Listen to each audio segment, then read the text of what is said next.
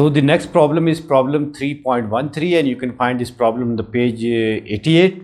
So let's read the description of this problem. The problem states that the shaft consisting of steel and aluminum segments carries the torques T and 2T.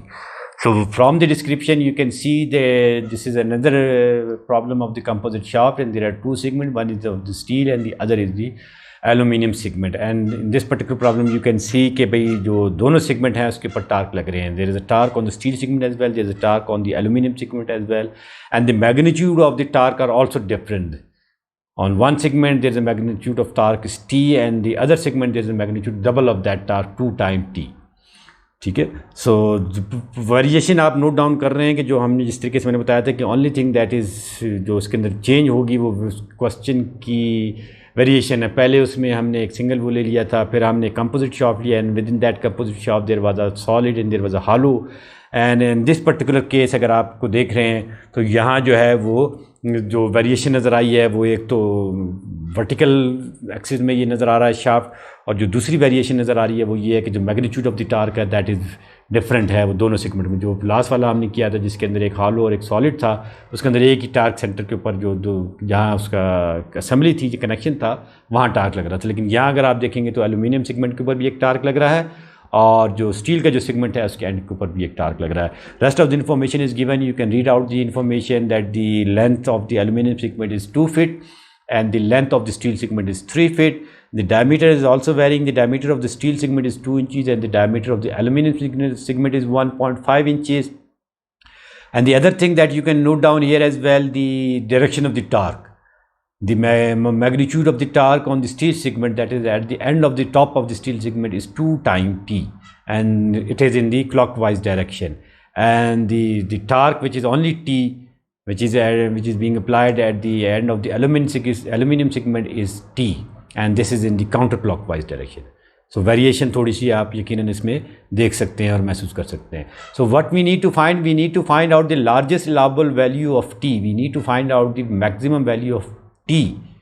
Torque आपने देखना है कि आप कितना torque apply करेंगे. If the working shearing stresses are 14,000 psi for steel, जहाँ 2 time double torque लग रहा है वहाँ जो स्ट्रेसेस मैक्सिमम अलाउबल है that is 14,000 psi and 7,500 psi for the aluminium segment. और आप ये भी नोट डाउन कर लें कि एल्यूमिनियम सेगमेंट पे जो टार्क लग रहा है वो ओनली सिंगल टार्क है. स्टील सेगमेंट डबल टार्क भी ले सकता है. तो जो amount of magnitude of the torque आप यहाँ टी पर अप्लाई करेंगे, let suppose you are apply torque of 100 आप न्यूटन मीटर अप्लाई करते हैं, यानी पाउंड फिट में चल रहा है तो 100 पाउंड फिट अप्लाई करते हैं, तो जो स्टील सेगमेंट होगा उसमें 200 आप अप्लाई कर रहे होंगे. ठीक है. तो मैग्नीट्यूड ऑफ टार्क आप मालूम करेंगे, तो जो स्टील का सेगमेंट होगा उसमें 2 टाइम टार्क लग रहा होगा. तो इसलिए आपको लिमिट करना होगा, आपने स्ट्रेस को देखना होगा कि आप इतना स्ट्रेस लगाएं कि अगर आप उसको डबल भी करें तो that should not exceed 14,000 psi. ठीक है जी. And the angle of rotation has also been restricted and is being restricted to be at the free end के ऊपर कह रहा है this must not exceed 8 degree. So you have 3 limitation here. You have to check कि the maximum shearing stresses in steel should not exceed 14,000 psi, and then you will have to check for the applied magnitude of the torque that the maximum shearing stress in the aluminum segment should not exceed 7,500 psi, and then thirdly you will have to check कि भाई जो angle of twist है that should not exceed 8 degree at the free end at the top of the shaft. So these 3 restrictions have been imposed on you, and the information that has been given to you, you have been given the length, you have been given the diameter, and you have also been given the direction of the torque as well, and you have also been told कि भाई जो magnitude of the torque है that at the end of the steel segment would be the twice of the magnitude of the torque that you would apply at the end of the aluminum segment. So that is the information, the total information that has been given to you, on the basis of this information I think you will have जो आपको modulus of rigidity है that should also be given to you, and the modulus of rigidity for steel is 12 KSI, rather kilo pascal भी नहीं है, ये तो mega में है. ठीक है. एंड जो model of rigidity for aluminium है that is 4 × 10⁶ psi for the aluminium. So you know the all the information, you can note down all the given information and then we can move on the solution. So as far as the polar moment of inertia is concerned, you can find out the polar moment of inertia. Both the segment are the solid segment, none of them is hollow. So for the solid segment, you know कि भाई जो polar moment of inertia formula है that is pi by 32 d to the power 4, and as for the steel is concerned, the diameter of steel was 2 inches. So with the help of that, we can find out the polar moment of inertia of steel as 1.5708. And as far as the aluminium is concerned, the polar moment of inertia of the aluminium, all this given information, you can find out that turns out to be 4.9770. That is very nearly equal to 0.5 inch to the power 4.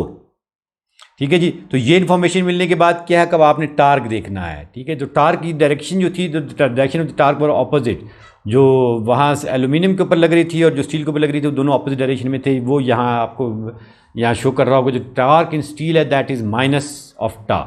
जो ऊपर जो torque लग रहा है, T जो लग रहा है, उसका ये ऑपोजिट है, इसलिए हम माइनस टी कह रहे हैं इसको। और जो टार्क इन एल्यूमिनियम है, we are calling it to be positive T.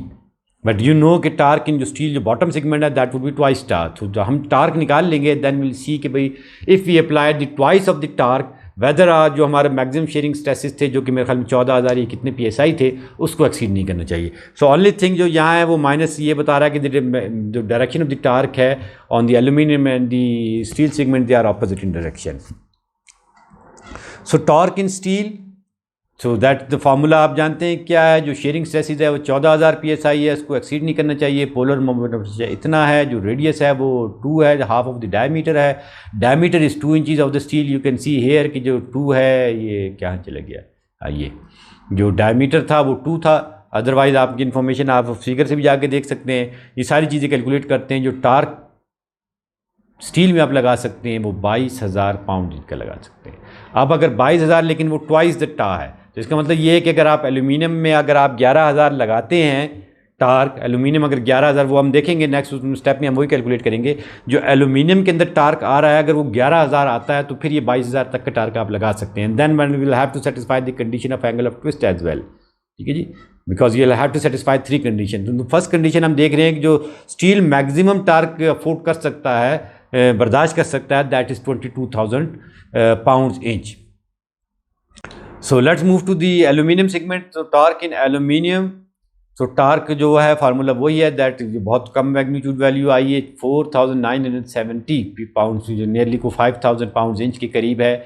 लेकिन अगर आप एल्यूमिनियम के अंदर टार्क इतना अप्लाई कर सकते हैं। अब अगर आप देख रहे हैं कि अगर एल्यूमिनियम में आप इतना टार्क इतना लगाते हैं तो इसका डबल लग रहा है स्टील में। तो स्टील में आप कितना लगा सकते हैं, 10,000। तो steel would be safe, because steel के अंदर हमने 22,000 तक को कहा कि इज मोर देन इनफ। लेकिन 22,000 का आधा 11,000 आप लगा दे तो एल्यूमिनियम बर्दाश्त नहीं कर सकता। तो एल्यूमिनियम की जो शेयरिंग स्ट्रेसिस है, तो एक तो ये हो गया 22,000 तो हमारा डिस्कार्ड हो गया। तो मैक्सिमम अब तक की जो इन्फॉर्मेशन हमें मिली है, जो maximum torque that we can apply on the segment of steel is how much, is about 10,000 PSI on the basis of this information, because the torque in the aluminium segment turns out to be nearly 5,000 pounds inch. So in steel we can apply the twice of that torque, so that would be 10,000, and the maximum shearing, on the basis of the maximum shearing stress we can apply a maximum torque of nearly जो 22,000 pound का था inch का, वो हम apply कर सकते थे। तो यहाँ तक की इन्फॉर्मेशन तो ये है कि जो सेफ टार्क है that we can apply on this assembly on this composite shaft is 4,970 pound inch. But keep in mind we have another restriction as well, जिसको हमने सेटिस्फाई करना है, and that is the angle of twist. So angle of rotation की restriction जो है वो that is 8 degree, उसने कहा कि एक्सीड नहीं करना चाहिए। अनदर और फ्री एंड के ऊपर है, और आप देख रहे हैं कि ये कंपोजिट है एल्यूमिनियम और शाफ्ट का है। तो जो एंगल ऑफ ट्विस्ट आएगा वो angle of twist of the aluminium, and then you will have to find out the angle of twist of the steel, and then you will have to sum of these two. यही वो काम कर रहा होगा कि summation of both the angle of the aluminium as well of the steel. ठीक है, तो 8 पाई अपॉन 180 जो रेडियन में कर लिया था, ये स्टील का होगा और ये एल्यूमिनियम का होगा। ठीक है, तो इस तरीके से आप जब निकालेंगे तो यहाँ से जो टार्क की रिस्ट्रिक्शन आ रही है वो 13,750 पाउंड इंच का टार्क यू कैन अप्लाई। तो अगर आप वो अप्लाई करते हैं 4,970, तो I think that would control, क्योंकि you would be safe in the angle of rotation, because 4,970 is less than 13,750, and then 4,970 is less than 22,000 pound. तो सेफ टार्क जो है that you can apply on this particular composite जो है उसके ऊपर जो है वो ये आगे बता रहा होगा कि 4,970 पाउंड इंच का टार्क आप अप्लाई कर सकते हैं। तो वेरी इजी सिंपल क्वेश्चन है। Moving on to the next problem. तो अगर आपकी कोई प्रॉब्लम आते हैं, to do note down your problem, जो एंड ऑफ द लेक्चर पे हमारा लाइव सेशन होगा, you can find out your problem there as well. So note down अभी कर लें, क्योंकि एंड ऑफ लेक्चर में भी ऐसा ना हो कि आप पिछले प्रॉब्लम को भूल रहे हो। This is problem 3.22 and this is on page 89।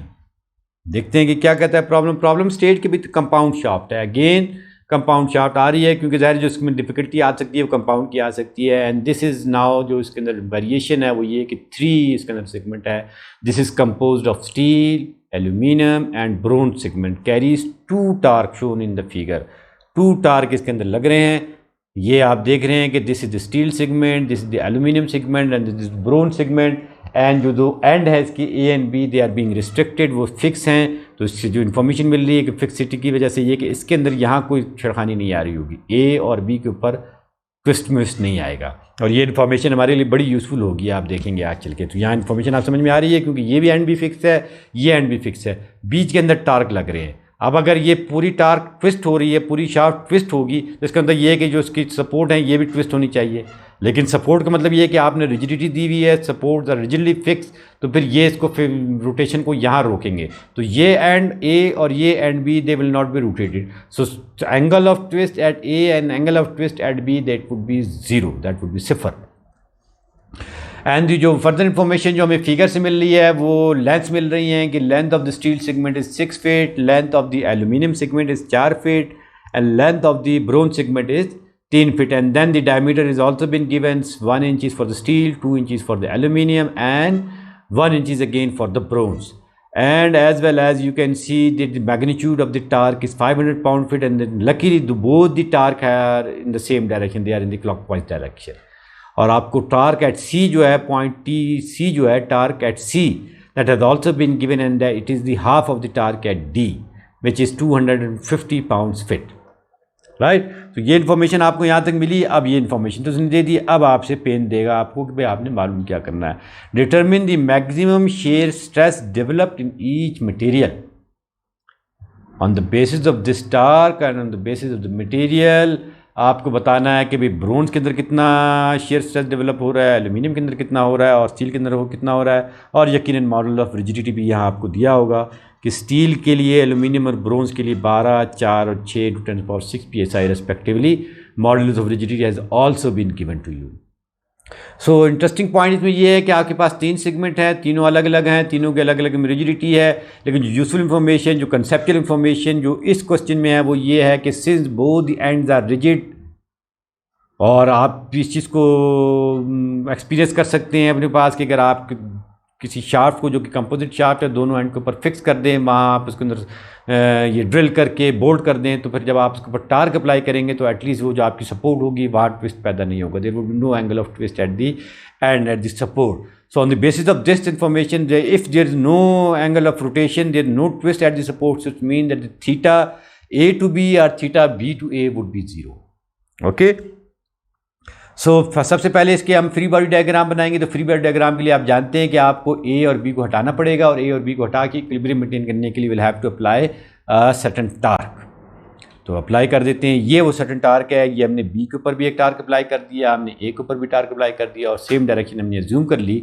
हमने कहा कि भाई हम इस डायरेक्शन के टार्क लगाएंगे, और वो आप सब जानते हैं, हमने लास्ट एग्जाम्पल वाले लेक्चर में आपको बताया था कि अगर हम टार्क की जो भी डायरेक्शन अज्यूम करना चाहते हैं कर सकते हैं। वैल्यू नेगेटिव में आएगी तो हम उसको रिवर्स कर देंगे। तो इससे हमें परेशानी नहीं है कि डायरेक्शन यहाँ जाए या डायरेक्शन वहाँ जाए। आप ट्राई करके देख लीजिएगा। आप मैंने जो इस डायरेक्शन में लिया हुआ है, आप जब इसको अटैम्प्ट करें तो आप इसकी अपोजिट डायरेक्शन रिज्यूम करके चलिएगा, देखिए क्या तमाशा होता है। तो दैट्स व्हाट, यही तो तमाशे जो आपने करने हैं जिससे आपकी लर्निंग होनी है ना, यही वो वेरिएशन है जो आपने करनी है।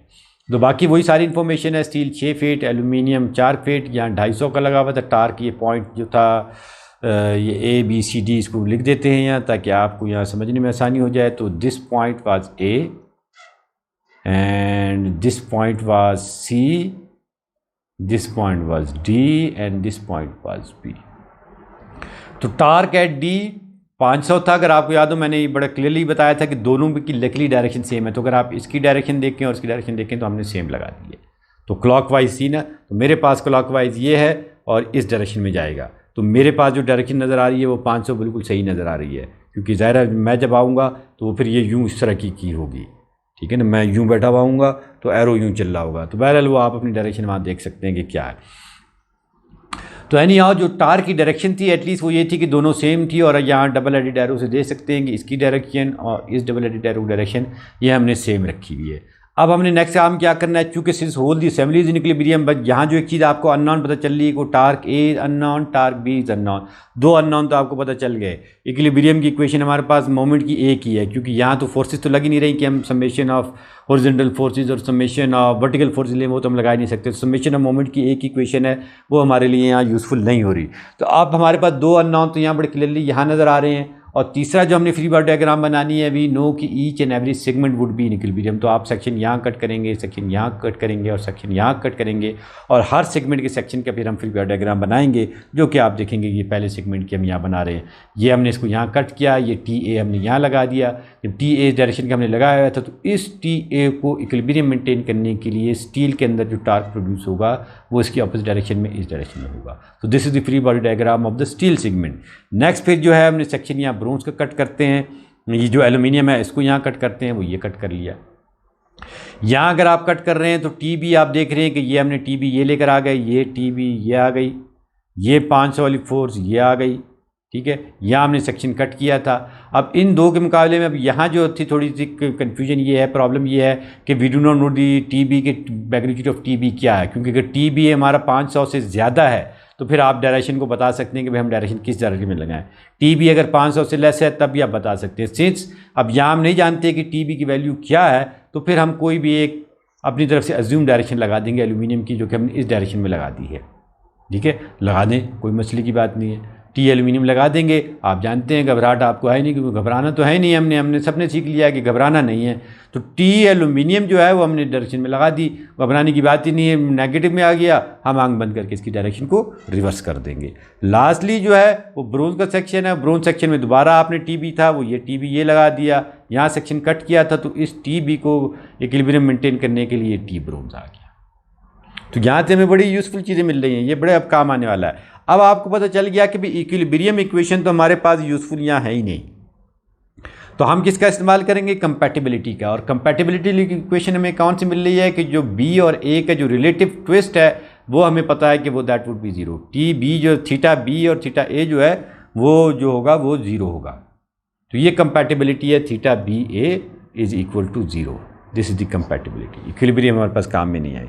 तो थीटा बी से ए का मतलब ये है कि समेशन लेंगे ए से लेकर बी, तो बीच में आपके पास सी बी है, बीच में आपके पास डी बी है। अगर ए से शुरू कर रहे हैं तो ए सी, ए डी और फिर डी बी, ठीक है। तो इस तरीके से 3 सेगमेंट आएंगे आपके पास। तो 32/पाई इस कॉमन, तो हम सबसे लेकर के बाहर लेकर आ गए, और समेशन TL/GD4। सो नाउ जो टार्क है इसके अंदर ये भी अननोन आएंगे, लेकिन इस टार्क के अननोन को हम देखेंगे कि किस तरीके से हम इसको एड्रेस करते हैं। सो कैंसिलिंग कॉमन टर्म हमने इसमें से निकाल देंगे, जो 32/पाई है उसको भी निकाल दिया, और जो मॉडल्स ऑफ रिजिडिटी में आप देख रहे हैं 10⁶ हर एक के साथ दुम लगाई हुई थी, तो 10⁶ को भी दुम को निकाल करके हम बाहर फेंक देंगे, क्योंकि उसकी हमें ज़रूरत नहीं है, और सब में एक जैसी है, कैंसिल आउट हो जाएगी। तो यहाँ अगर आप देख रहे हैं तो टी बी इंटू 3 1 इंटू 6 जो है वो मॉडल ऑफ रिजिडिटी है, और जो 1 है ये डायमीटर है।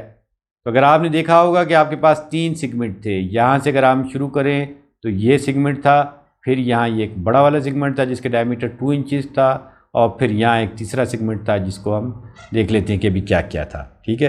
तो लेंथ जो थी इनकी वो मेरे ख्याल में सबकी डिफरेंट थी, एक की 3 फीट थी, एक की 4 फीट थी, एक की 6 फीट थी। तो ये मेरे ख्याल में 6 फीट थी। लेट्स इसको देख लेते हैं कि क्या है।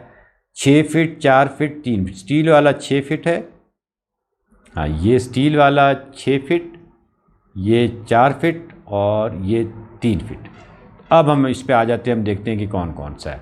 3 फीट वाला ये है। तो अगर आप इस सेक्शन को देखेंगे तो यहाँ ये था पॉइंट ए, ये था पॉइंट बी, और ये था पॉइंट सी जो कि टी सी था, और ये था पॉइंट डी, ठीक है भाई। अब हम सारी की सारी चीज़ों को इन टर्म ऑफ टार्क, यहाँ जो हमने टार्क लगाया था, पता नहीं इस डायरेक्शन में लगाया था, जिस डायरेक्शन में लगाया था उस डायरेक्शन में आप टार्क को लगाइए, ठीक है जी। तो टार्क बी हमने अननोन था, इस सेगमेंट की बात कर रहे हैं, जो इसका थीटा निकाल रहे हैं, इसमें जो एंगल ऑफ ट्विस्ट आना है वो क्या आएगा, TL/G जैसे आना है। तो torque B time length 3 feet, जो इसकी लेंथ थी वो 3 फीट, डायमीटर जो था वो 1 इंचेस था, इसका मेरे ख्याल में 2 इंचेस था, और इसका फिर 1 इंचेस था। ये 1 इंचेस 2 इंचज़ और ये भी 1 इंचज़, राइट। तो ये मॉडल ऑफ रिजिडिटी 6 था। अब फिर हम आ गए इस सेक्शन के अंदर। यहाँ आपको पता है कि यहाँ एक टार किसने लगाया हुआ था 500 का। तो इस सेक्शन में गए तो आप देख रहे हैं कि इसका मतलब ये कि इसकी डायरेक्शन हम ऑपोजिट लेंगे, टी बी माइनस 500, यहाँ जो टार लगाएंगे वो ऑपोजिट डायरेक्शन में लगा दें। तो टी बी में से 500 निकाल लें क्योंकि एक की डायरेक्शन पॉजिटिव दूसरी, तो टी बी माइनस 500 टार की यहाँ इसके अंदर आ रहा है, इनटू लेंथ 4, ये जो आप लेंथ देख रहे हैं 4, divided by diameter 2 into model rigidity 4। फिर तीसरा हम इस सेगमेंट के अंदर आ गए।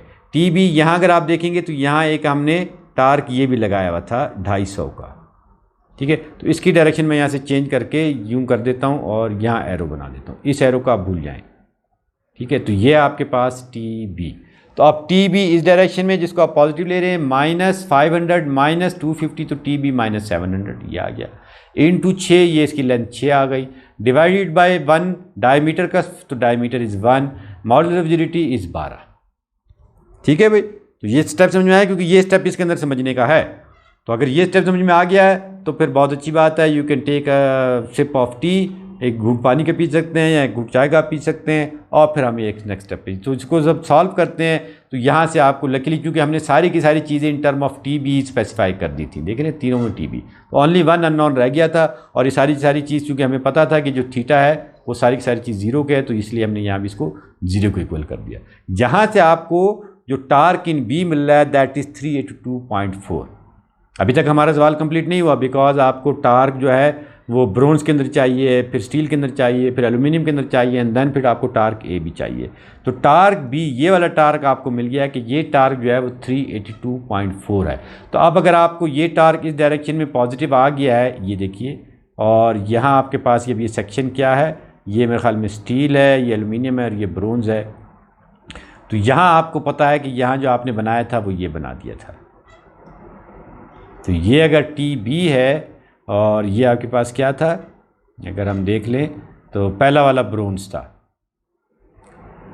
यहाँ तक हम पहुँचे थे ना, ये वाला था ब्रोंज, तो यहाँ टी ब्रोंज, तो T B equal to T bronze. इसका मतलब ये है कि ब्रोंज के अंदर आपने निकाल लिया क्योंकि दोनों सेम होने चाहिए।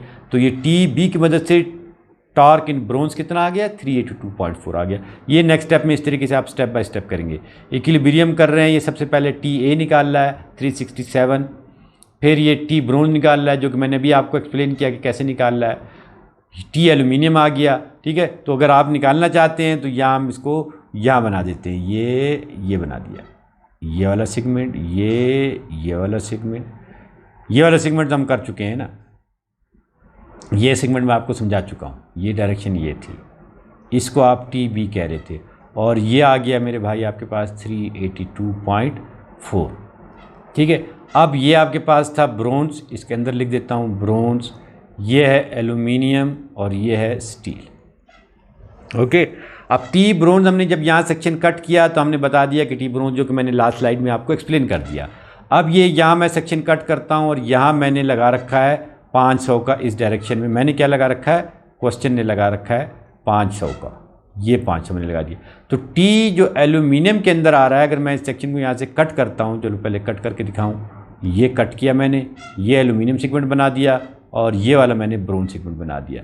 ये मैंने डबल एडिड एरो के साथ टी बी लगा दिया, ये मैंने यहाँ 500 डबल एडिड एरो के साथ 500 लगा दिया। अब आप क्या रहा, आपने जो भी डायरेक्शन एज्यूम किए, मैं एज्यूम कर लेता हूँ, लेट सपोज ये डायरेक्शन, ये क्या है, टी एल्यूमिनियम, इसके नीचे एल्यूमिनियम। अब मैंने इस डायरेक्शन में यहाँ ये जूम कर दी। अब इक्विलिब्रियम क्या कह रहा है कि ये 500 है, इसको आप पॉजिटिव ले रहे हैं, टी बी को आप पॉजिटिव ले रहे हैं, -500 ले रहे हैं, माइनस टी एल्यूमिनियम ले रहे हैं, इज़ इक्वल टू 0 होना चाहिए। तो यहाँ से क्या आ रहा है कि टी एल्यूमिनियम जो है वो टी बी है 382 माइनस का 500 प्लस का, ठीक है, और ये माइनस टी एल्यूमिनियम यहाँ आ गया। तो अब इन दोनों को माइनस करते हैं तो आपके पास कितना आता है, 117.6 प्लस का, तो minus T aluminium is equal two plus 117.6, लेकिन चूँकि ये माइनस है तो ये माइनस को वो कर देगा, तो ये आ जाएगा -117.6। इसका मतलब ये कि ये जो डायरेक्शन आपने जूम की थी मेरे भाई, ये डायरेक्शन गलत थी, आपको इसकी ऑपोजिट करना पड़ेगा। वैसे भी आप यहाँ से देख सकते हैं कि अगर आप यहाँ 382 लगा रहे हैं और ये 500, तो इसका मतलब 500 का एक नेट इस डायरेक्शन में ज़्यादा जा रहा है, तो आपको बैलेंस करने के लिए इस डायरेक्शन में ही लगाना चाहिए था. So this is how you can find out the torque in aluminium, you can find out the torque in all the section torque in steel as well. ठीक है, तो टार्क इन स्टील को इस तरीके से आप 367 निकाल सकते हैं, वो आप खुद भी कुछ की चीज़ कर दीजिए. यहाँ तक का मैंने कर दिया, स्टील वाला आप कीजिए और उस पर TA वाला भी अलग से आप कीजिए. 2 आप कीजिए, 2 मैंने आपको करके दिखा दिए. तो अब जब आपको टार्क मिल गए हैं तो you can find out the shearing stresses as well. तो शेयरिंग स्ट्रेसेस जो ब्रोंज के अंदर आ रहा है वो 23,400 आ रहा है, फार्मूला आपको गिवन है. एल्यूमिनियम के अंदर जो आ रहा है वो 898 आ रहा है, और जो है ये एल्यूमिनियम, ये फिर एक स्टील होगा, ये वाला, ये एल्यूमिनियम है तो this would be steel, this would be steel. ठीक है, तो ज़ाहिर है जी मुझसे गलती हो गई, तो दिस वुड बी स्टील. वैसे भी आप देखेंगे जो डायमीटर है स्टील का वो 1 है. ठीक है जी, तो ये स्टील है. तो ये आपने शेयरिंग स्ट्रेसेस इन ऑल दो मटेरियल एल्यूमिनियम, ब्रोंज, स्टील के अंदर निकाल लिए. So that's it. ये हमारा आज की ये प्रॉब्लम थे जो मैंने इंक्लूड किए हैं आज. होपफुली आपके काफ़ी कंसेप्ट इससे क्लियर होंगे, जो आपकी प्रॉब्लम्स हैं वो रिड्यूस होंगी, और आपकी जो तशनगी है वो भी कम होगी. तो discussion of torsion will end here. हमने इनिशियल लेक्चर के अंदर थ्योरी समझाई, and then in the last 2 or 3 lecture we try to solve some examples and then problems. I think ये काफ़ी कम्प्रीहेंसिव डिस्कस कर दिया, because the overall the topic of torque is not that much lengthy and we have spent quite a lot of time on the discussion of this torque. So I think we have discussed quite enough on the torque. So the topic of torque would end here, and the next class, inshallah, next week would start the discussion on the transformation of stresses. And as I told you in the last lecture, that is one of the very interesting topic of the mechanics of solid, and you will really love that topic. Though the level of difficulty would be a bit high, but I hope कि आपके जो interest level है, आपका जो motivation level है, and then definitely I will put my effort in making it simple for you people. You will really enjoy the topic of the last topic. on सबसे अच्छी बात ये है कि जो साइकोलॉजिकल आपको एक तसल्ली मिलती है कि that would be the last topic of your course, and then all the topic of the course will be covered, and then the only thing that you will have to do is to revise all the topic one by one, and then you will have to prepare for your midterm examination, then you will have to prepare for the final term examination. And keep in mind that I haven't taken any test from you people as well, I haven't given you any assignment as well.